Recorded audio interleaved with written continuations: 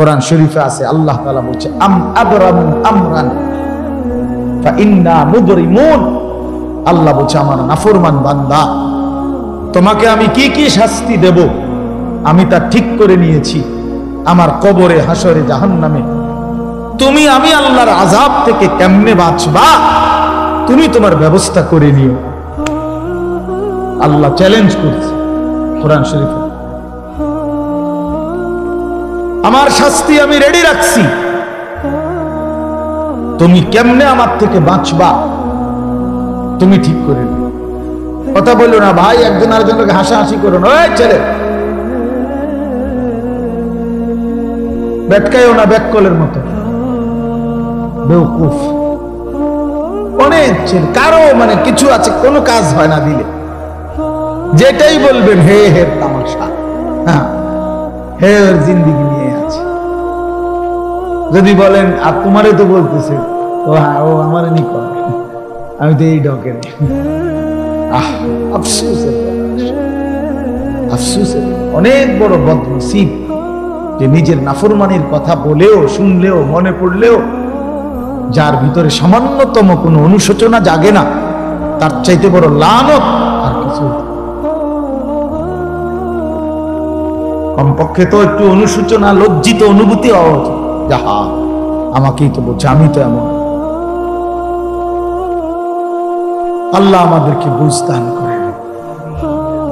তো এই জন্য বললাম আল্লাহ তাআলা এটা বলছেন, বান্দা তোমারে আমি কি শাস্তি দেব তা ঠিক রেখেছি, তুমি কেমনে বাঁচবা তুমি ঠিক করো, তুমি ঠিক করো তুমি আমার আযাব থেকে কেমনে বাঁচবে।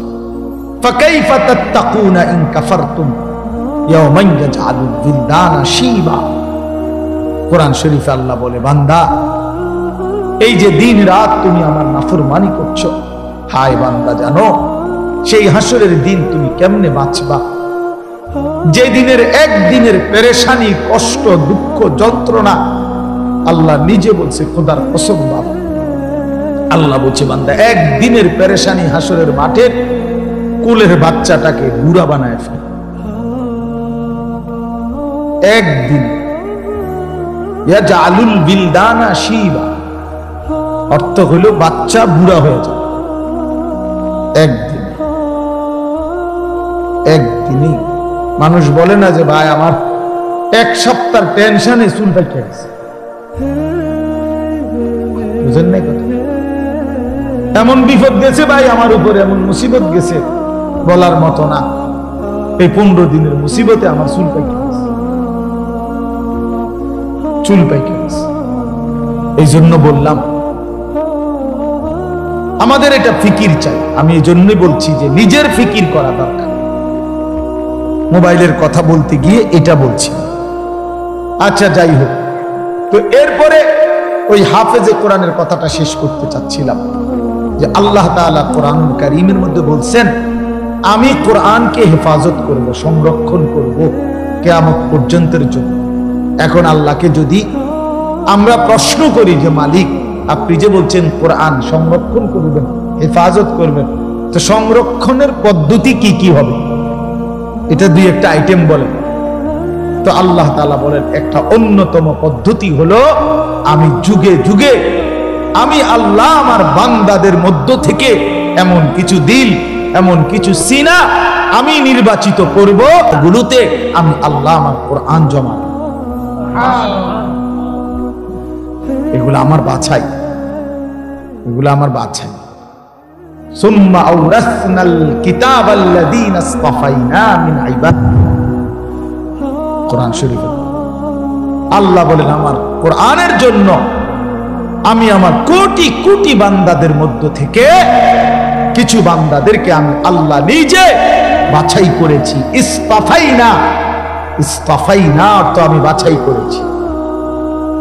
এক দেশ, এক জাতি, এক গ্রাম, এক মহল্লা, এক অঞ্চল থেকে আমি আল্লাহ তাআলা প্রতিদিন, প্রতি মুহূর্তে, প্রতি যুগে আমি কিছু আমার বান্দা আলাদা সিলেক্ট করি, পছন্দ করে নেই, বাছাই করে নেই। যেই দিলগুলো আমি আল্লাহ নিজেই বাছাই করেছি, এই দিলে আমি আমার কোরআন রাখব। এজন্য কোরআন শরীফে আছে মুমিনের দিলে, ইমানদারের দিলে কোরআন আল্লাহ জমা করে। হাফেজ সাহেব না, হাফেজ সাহেব হাফেজ বানায় না, আল্লাহ তাআলা বানায়। হাফেজ সাহেবের হাতে অনেক ছেলে ভাগ্যও যায়, হাতে ভাগ্য বলে ভাগ্য যায় না, তাইলে সব ছেলে তো হাফেজ হয় না।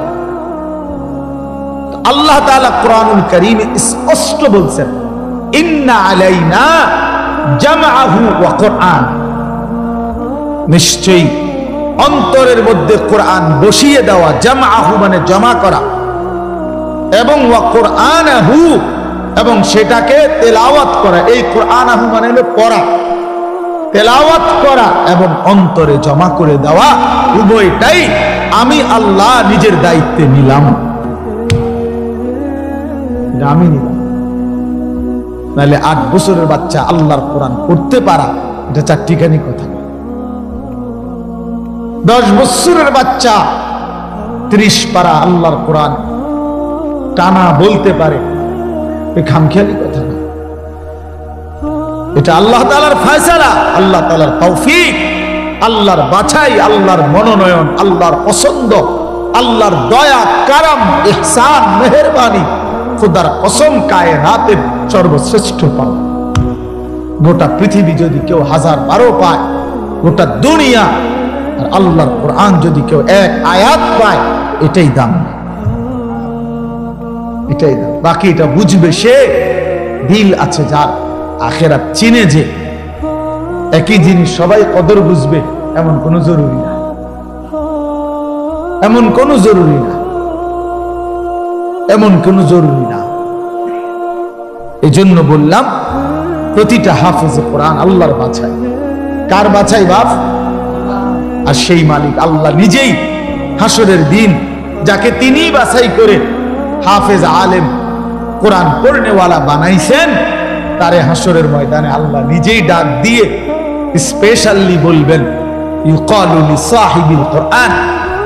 আল্লাহর নবী সাল্লাল্লাহু আলাইহি ওয়াসাল্লাম বলেন, কিয়ামতের দিন আল্লাহ তাআলার পক্ষ থেকে হাফেজে কোরআন, কোরআন পড়নেওয়ালা, তাকে আল্লাহর পক্ষ থেকে বলা হবে, ইকরা ওয়ারতাকি, আমার বান্দা তুমি আমার কালাম পড়ো আর জান্নাতের উপরে উঠতে থাকো। ওয়ারাত্তিল কামা কুনতা তুরাত্তিলু ফিদ দুনিয়া, আর বলবেন আমার বান্দা আস্তে আস্তে পড়ো, সুন্দর করে পড়ো, তাড়াহুড়া কইরো না, ধীরে ধীরে পড়ো। তোমার লিফট আমি আল্লাহ অন করে দিছি, তুমি মাঝখান দিয়ে কোনো সুইচ বাটন টিপো না, তুমি কোনো টিপ দিবা না সুইচ, এটা উঠতেছে লিফট, এটা এটার মতোই উঠবে, তুমি শুধু পড়তে থাকো আর তাড়াহুড়াও করো না, আস্তে আস্তে তার তিলের সাথে সুন্দরভাবে যত্ন নিয়ে মহব্বত দিয়ে তাজবিদ, মাখরাজ সব বিশুদ্ধ উচ্চারণ ঠিক রেখে তুমি ধীরে ধীরে পড়তে থাকো।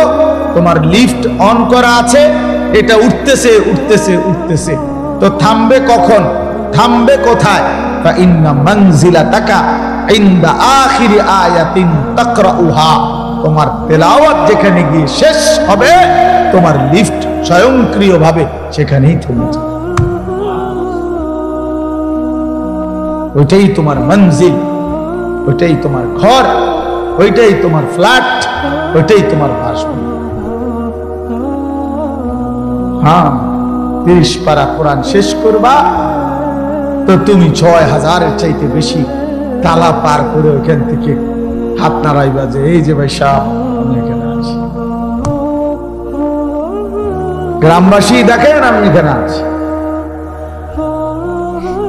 এই জন্য কোরআনুল কারীমের হাফেজ অনেক দাম, অনেক দাম। আপনার চোখে এটা একটা সামান্য পাগড়ি, আমাদের চোখে এটা অনেক কিছু, এটা অনেক কিছু।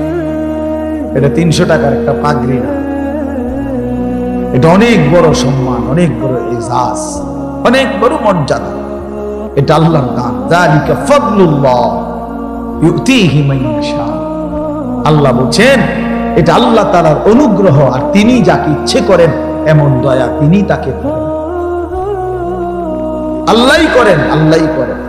এজন্য স্বপ্ন দেখেন, কলিজা দিয়া বাইবেন, আল্লাহর কাছে দোয়া করবেন যে আল্লাহ আমার সন্তান যেন হাফিজে কোরআন, আমার সন্তানকে আপনি আপনার সেই পছন্দনীয় বান্দাদের অন্তর্ভুক্ত করেন, যাদের জন্য আপনি কোরআন দিবেন, যাদের সিনায় আপনি সিদ্ধান্ত নিছেন আমার ছেলেটাকে সেই দলভুক্ত করে দিয়ে। আমিন। আল্লাহ আমাদেরকে কবুল করে নেন। আমাদের প্রত্যেকের সন্তানকে আল্লাহ তাআলা কোরআন পড়নেওয়ালা বানিয়ে দেন।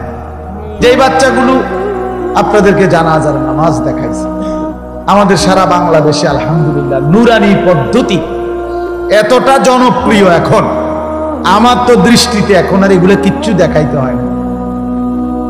আলহামদুলিল্লাহ এত বেশি মুসলমান চিনে এখন যে বাচ্চাকে দিন শিখাবে, তো নুরানি পদ্ধতির চাইতে বিকল্প, এর চাইতে সুন্দর চমৎকার কিছু আছে আমার জানা নেই, আর এর চাইতে সুন্দর কিছু জানা, এমন চমৎকার এমন নিখুঁত উপস্থাপনা আর কোনখানে নেই, কোনখানে নেই।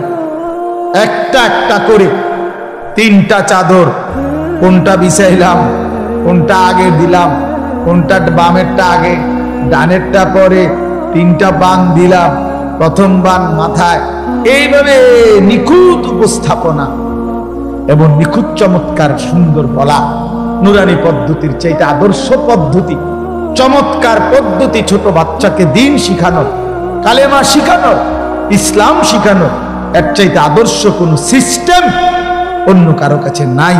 আলহামদুলিল্লাহ। আমি মদিনা শরীফ মসজিদে নববীতে রাসূলুল্লাহ সাল্লাল্লাহু আলাইহি ওয়াসাল্লাম রওজায়ে আতহার যেখানে, সেই মদিনা শরীফে মসজিদে নববীতে মদিনার বাচ্চারা, ছোট ছোট বাচ্চারা মদিনা শরীফের এই মসজিদে নববীতেই মক্তব পড়ে। ফজরের পরে, আসরের পরে মক্তব আছে, ওখানে অনেক উস্তাদ আছে, আলাদা আলাদা খুঁটির পাশে পাশে উস্তাদরা বসে, আর এই মদিনার সুন্দর সুন্দর ছোট ছোট বাচ্চাগুলা এগুলা পড়তে আসে। আমি অনেক সময় ওর লগে বসে বসে দেখি, এ হজ উমরায় গেলে তো আমি নিজে আপনার এরকম বাচ্চা, একবার এক বাচ্চারে বললাম তোমার বইটা দাও, এটা একটু আরবিতে, পায় দিচ্ছে না আমার। আমি অনেকবার বললাম তোমার এটা দাও আমারে, আমি একটু দেখি। তো তার পাশের ছেলেটা হাসতে হাসতে বলতেছে ওটা ছিঁড়া, ছিঁড়া ছিঁড়া দেখে দেয় না, তুমি আমারটা নাও, ওরটা দিতে বসে।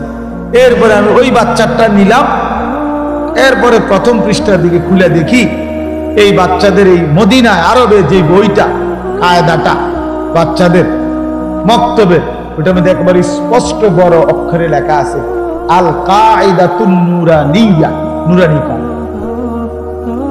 আমি পরে 4 রিয়াল দিয়া এটা কি নয় আমার কাছে আছে, নুরানি কায়দা মানে এই নুরানি পদ্ধতি। হযরত মাওলানা কারি বেলায়েত হুসাইন রাহমাতুল্লাহ আলাইহি এই মহা মানুষটি 43 বছর একটানা উনি বলছেন আমাকে, হাফিজি হুজুর রাহমাতুল্লাহ আলাইহি বলছিলেন, হাফিজি হুজুর বলছিলেন, হাকিমুল উম্মত মুজাদ্দিদুল মিল্লাত হযরত মাওলানা শাহ আশরাফ আলী থানভী রাহমাতুল্লাহ আলাইহি আজাল্লে বড় উঁচা একজন খলিফা ছিলেন হাফিজি হুজুর রাহমাতুল্লাহ আলাইহি। বাংলাদেশের সমস্ত ইমানদার ওনার নাম জানে, হাফিজি রাহমাতুল্লাহ আলাইহি। এই উনি ওনারে বলছিলেন কারি বেলায়েত হুসাইন সাহেবকে যে আপনি এমন একটা সুন্দর সহজ কোন কৌশল, মুসলমানের বাচ্চারা দিন শিখবে, সূরা কেরাত, দোয়া কালাম শিখবে, আপনি একটা পদ্ধতি বাহির করেন। উনি 43 বছর একটানা ওই নুরানির বই, বাচ্চাদের যে বই পড়ায়, আপনি বইয়ের শুরুতে ভূমিকাতে এটা লেখা আছে, উনি বলছেন আমার 43 বছরের সাধনার ফসল এই নুরানি পদ্ধতি। এই সুরে সুরে বলা, এই টাইনা টাইনা বলা, এই কোনটার পরে কোনটা সিরিয়ালে বলা, 2 রাকাত নামাজে 60টি মাসআলা, এমনি এমনি এক সুন্দর তালে তালে ওযু ভঙ্গের কারণ এতটি, নামাজ ভঙ্গের কারণ এইটা। আমার মাদ্রাসা তো দেখ বাচ্চা ওই যে হুজুরে যে করবার সময় একটু ডুলছে, ও বাচ্চা ওই ভেটা কইবার সময় ডুল, আরে তো ডোলো কা, ওই যে উস্তাদ যেমনি ডুলছে হেতে এই ডুলাটাও ঠিক রাখছে, এমন নিখুঁত, এমন চমৎকার। এই জন্য আমি এইটাও আপনাদেরকে বললাম, নুরানি পদ্ধতি আল্লাহ তাআলার কাছে একটা মকবুল পদ্ধতি। আলহামদুলিল্লাহ, আপনাদের বাচ্চাদেরকে আপনারা কোরআন শিখাবেন, দিন শিখাবেন। ছোট্টবেলার এই 3 বছরের নুরানি আমার শায়েখ আল্লামা মুফতি মুশতাকুন নবী সাহেব বলে, এই 3টা টিকা 3 বছরের মানে নুরানির 3টা টিকা দিয়া দিয়েন, মৃত্যু পর্যন্ত আল্লাহকে ভুলবে না, সেজদা ভুলবে না, নামাজ ভুলবে না, সূরা কেরাত আর অশুদ্ধ হবে না, শুদ্ধ হবে। আমার ছোট্ট এই জীবনে, রাগ করেন না, আমার জীবনে আমরাও শত শত জানাজা আমরাও দেখছি, পড়তে গেছি, পড়তে যাই। বহুত মাতবর আইয়া জানাজার টাইমের আগের থেকে রেডি হইয়া থাকে, মাইকটাকে দূর বক্তব্য দিব, হ্যাঁ 1 মিনিট 1.5 মিনিট। হ্যাঁ, আগের ওয়াক্ত নামাজ পড়ছে কিনা ফরজ সন্দেহ আছে, কিন্তু জানাজার সামনে আগে একবারে রেডি, মানে কুদুর বক্তৃতা দিব এখানে। আপনার এই বক্তৃতা দিতে গিয়ে কুল্লু নাফসিন দাইকাতুল মাউত, এই বাচ্চা যে পড়লো, এইটা অনেকেই পড়ে, মানে এটা কয় আর কি, কইবার সময় যে ডক যার উচ্চারণ, হ্যাঁ আমি প্রায় আমার সাথে কেউ লোকে হাসি, আমি দেখছো চান্দুর নামাজের কি দশা বুঝাই তো, তাই না? যে নামাজ পড়ে সূরা কেরাত যে কিচ্ছু হয় না, এ তো কুল্লু নাফসিন হুন্নেই বুঝা গেছে। আর কি আর কি, আপনি তো এইটা যে ডকের আপনি তাব্বাতিয়াত তো এরুম আপনার আত্মাহিয়াত, মানে শতভাগ অশুদ্ধ, শতভাগ অশুদ্ধ। বদনসিব বেটা ওই মুসলমান, দুর্ভাগা বেটা, মন্দ কপাল, অভিশপ্ত জীবন মুসলমান।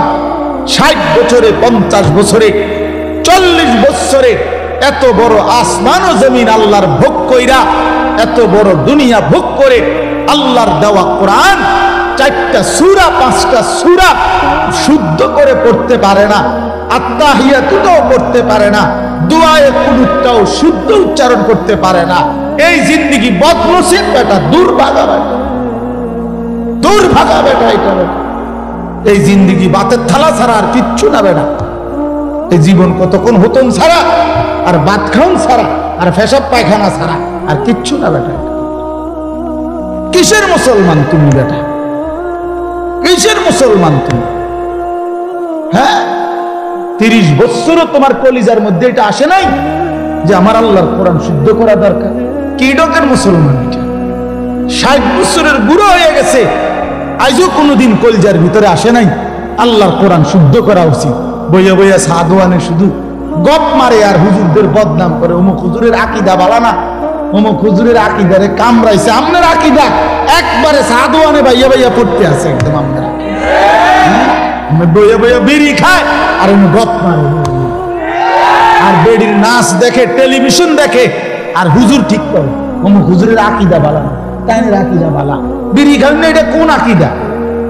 এটা বিড়ি খানা, এটা কি আকীদা? সুন্নি আকীদা না ওয়াহাবি আকীদা? কি তাই বিড়ি খানা, এটা কোনটা পড়ছে?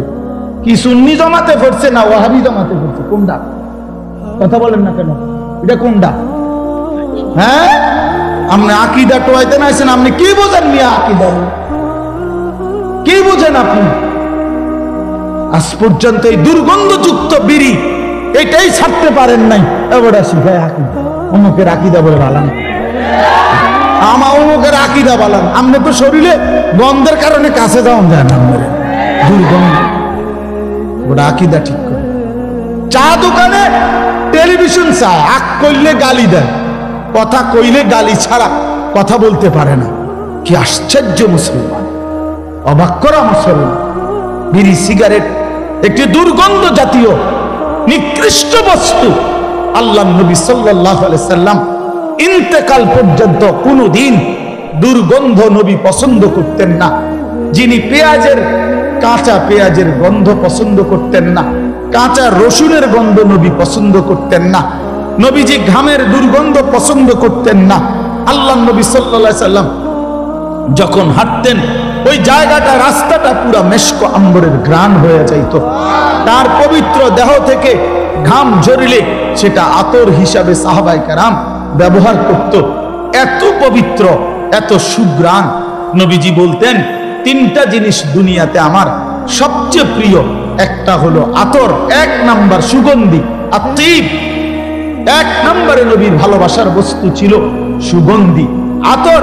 আল্লাহর নবী সাল্লাল্লাহু আলাইহি ওয়াসাল্লাম, আমি এইমাত্র আমার হারিস ভাই আমার আতর নিচে রাখো, মানে দিছি এখন ওনার, ওই যে বয়ান করলো তোমার বন্ধু দোস্ত মানুষ, আমি আতর লাগাইতেছি, ওই যে চমৎকার গ্রাম, নেন আমরা হাত দিয়ে দিলাম, এই যে এখন দিয়ে পড়ছি পকেটেরটা। তো বলতেছিলাম যে আল্লাহর নবী সাল্লাল্লাহু আলাইহি সাল্লামের সবচেয়ে প্রিয় বস্তু ছিল আতর, যিনি কখনোই দুর্গন্ধ পছন্দ করতে পারতেন না। এই মুসলমান, এই দুর্গন্ধওয়ালা, এই বিড়ির গন্ধওয়ালা মুখ নিয়া সেই নবী যিনি চিরদিন সুগন্ধিময় ছিলেন, তার সামনে কেমনে দাঁড়াইবেন সুপারিশের জন্য? লজ্জা করবে না? হ্যাঁ, শরম করবে না? ফেরেশতা যদি ধাক্কা মারে সরবে না, বিড়ির গন্ধ কাঁচা সর, তোর আবার কি সুপারিশ বেনা? তখন কি বলবেন? তখন কি বলবেন বলেন? ইনসাফ করে বলেন। এজন্য ছেড়ে দেন দুর্গন্ধময় এই বস্তু। যাদের এই বিড়ি সিগারেটের মদ অভ্যাস আছে, এটা নিকৃষ্ট অভ্যাস, নিকৃষ্ট অভ্যাস, এটা বদ অভ্যাস, ফালতু অভ্যাস, ফালতু। এটা রুচির বিষয়, আত্মসম্মানের বিষয়। কারো গায়ে লাগলে আপনি সেট করে ছেড়ে দেন। তো যদি বলেন হুজুর, একটা হুজুর মানুষ এত বড় কথা কয়, আপনি চললে সেত উঠছিনি, আমি তো একটু সেত উঠো, উঠটা কয় যা, এত বড় কথা শুনলাম, খাইলাম না এমন বিল। হ্যাঁ, তা আমি তো চাই আপনি শরীরে একটা সেত উঠো, একটা জিদ করে হালাই দেন, জিদ করেন একটা সেত উঠুক না, অসুবিধা কি? তা একটা জিদ করেন, ছেড়ে দেন। কোরআনুল কারীমের মধ্যে আছে, ও আপনার দেখাই এটার কথা ছিল পূর্বের সারি।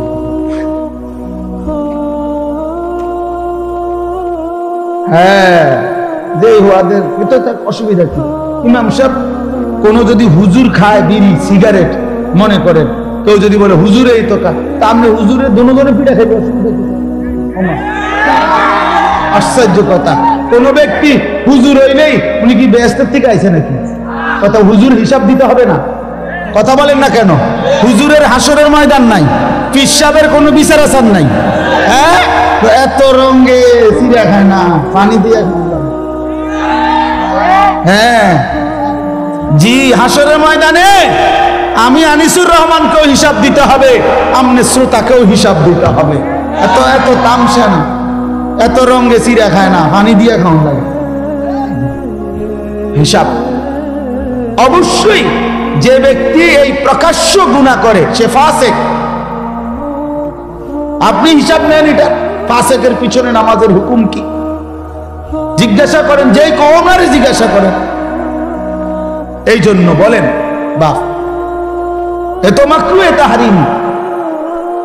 এই জন্য আমি অনুরোধ করছি, এই যে দেখেন আপনি কোরআন শরীফে আছে, আল্লাহ তাআলা বলেন জাহান্নামীদের খাবার, জাহান্নামীদের যেই খাবার, এই খাবারের বৈশিষ্ট্য লা ইউসমিনু ওয়ালা ইউগনি মিন জু। এটার অর্থ হইল জাহান্নামীদের খাবারে আল্লাহ বলতেছে লা ইউসমিনু, এটার দ্বারা কোনো পুষ্টি হবে না, অর্থাৎ কোনো শক্তি সঞ্চয় হবে না। আবার ওয়ালা ইউগনি মিন জু, ক্ষুধাও নিবারণ হবে না।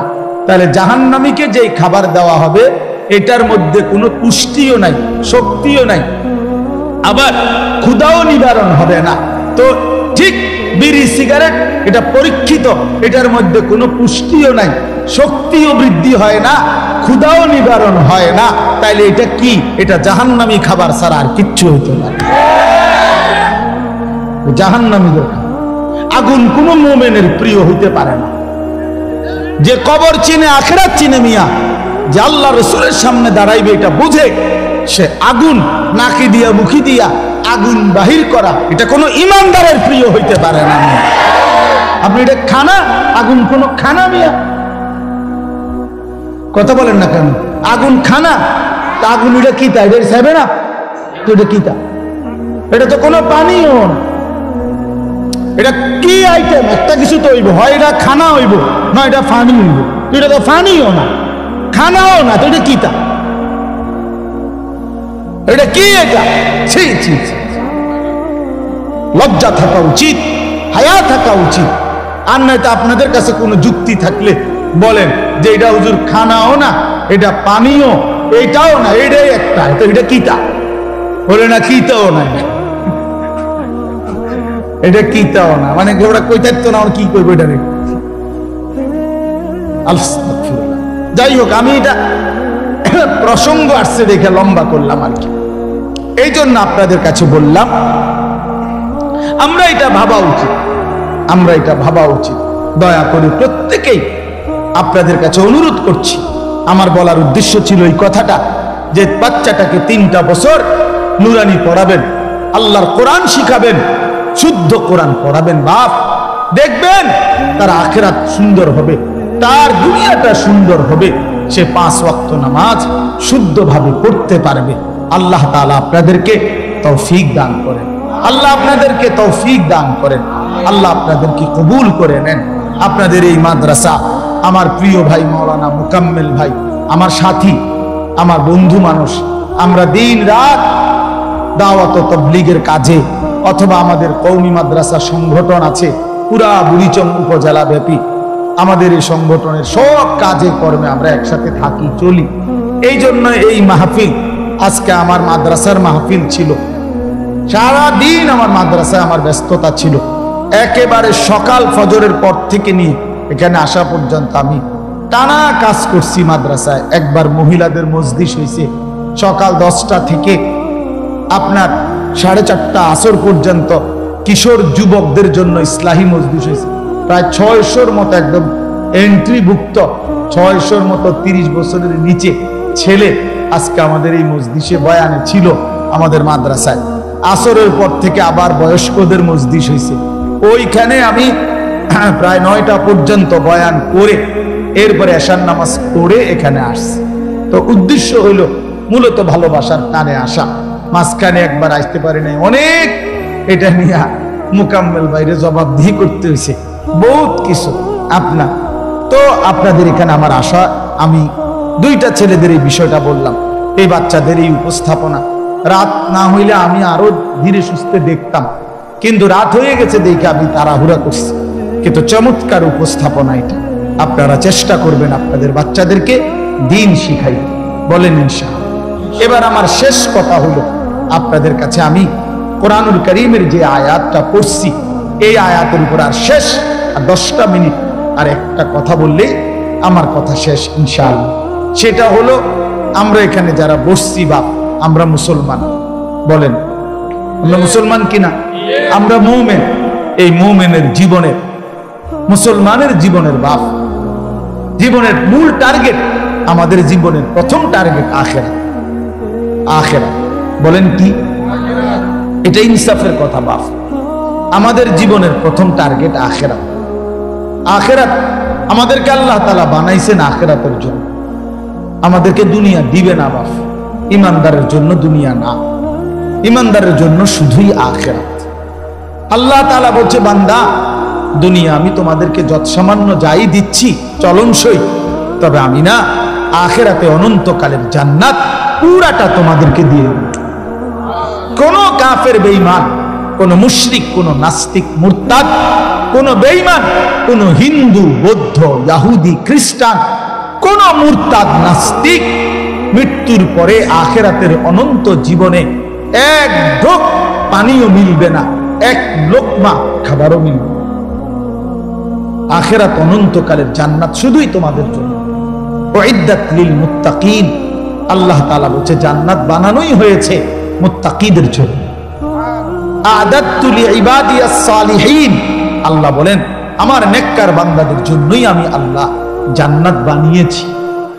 ইন্নাল আবরারা লাফি নাঈম, আল্লাহ বলেন নিশ্চয়ই আমার নেককার বান্দাগণই থাকবে নিয়ামতে ভরা জান্নাতে।